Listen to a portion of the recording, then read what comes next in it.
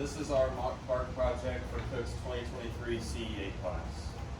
So we are tasked with redesigning the acre-and-a-half lot called Mock Park off of Buchanan. We all had like different really ideas, so we took it to the community and had them vote on their ideas. And then off of that, we ranked like what they wanted kind of separately. But we are tasked with like $100,000 grant, but we didn't get it, so we kind of just took it and ran with it.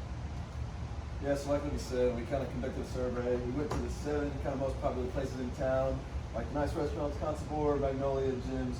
We went all around, we put up these posters, we put up these voting boards, and we kind of asked the community, like, what do you want? If we could change it, what do you want in this park? And then we took all that data and condensed it down into a chart. The best ones were the food trucks at Theater Stage and Incar Trampoline, and the Spike Ball didn't really do that well. And here's the weighted scores of it, and here's the total votes of all the community feedback.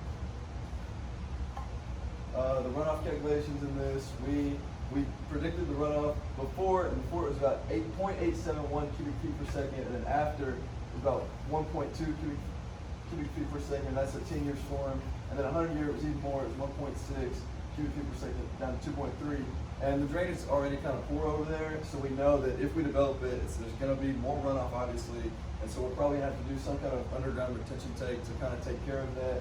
With the lack of real estate that we have right here, there's no really room for like a retention pond or anything, so that would probably be our best solution.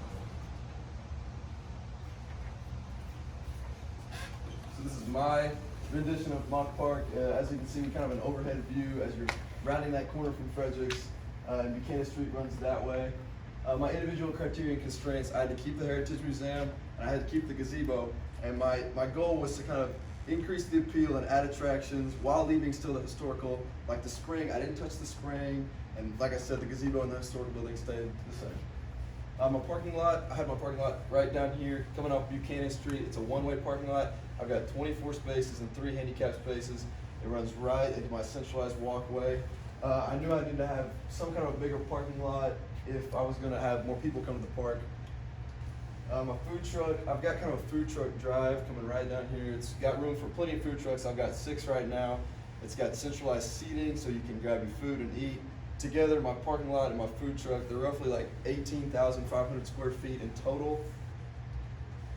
My stage, I've got my stage in the back of my park. If you go all the way through the walkway, it'll be great for like, you could have concerts there. It's something like through the city, you could rent it. You could plan big gatherings. We could even have our square dance there. If we had rain, it's covered.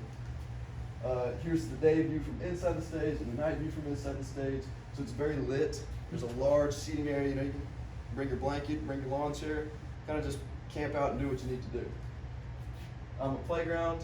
I still need to have things for kids to do. I know they've got that big net there right now, but like I said, more classic playground equipment, kind of like you have at Battlefield Park right now. So parents can come down here, let their kids get off at the playground. They can go right here, sit on the benches, go grab food, and still watch their kids if it's close enough. Pickleball and basketball. Pickleball is a huge hit. I know people really want that. They've kind of added on to the tennis courts. Basketball, they have the basketball court down there right now.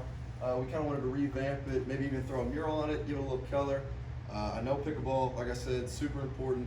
So we added 2 pickleball courts. We kind of moved the basketball court, which is going to be more money, but it'll be worth it because that basketball court right now is kind of, hit or miss. Well, like I said, I left the gazebo. We're going to add some maintenance so you can even sit in the gazebo, watch either way. I added benches, you can wait in line for your rec games or whatever, and it's all connected through this centralized walkway. Like I said, those are kind of down here on the south side of the park, behind, down towards Harps. And then walk through my park. So if we start right here, coming through the parking lot, you see this bathroom, 2 family bathrooms on your left right there with water fountains. Going on, you can see again on your left, there's a playground here.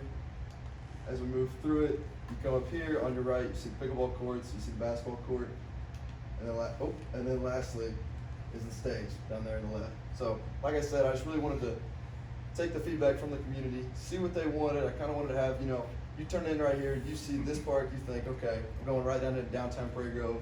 It's a nice, good view when you go downtown. My estimated cost, my sports accommodations, my pickleball basketball, about $50,000. My mulch, my playground equipment, roughly $25,000.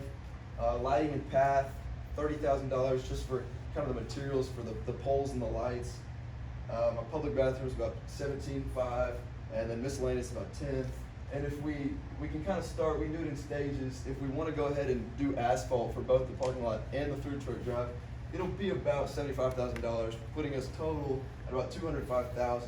Or if we do gravel for this, and then we can asphalt it later, it'll start at about $30,000 for gravel. So we'll shave off about $40,000 or $50,000, and we have $161,000. And that's in my project.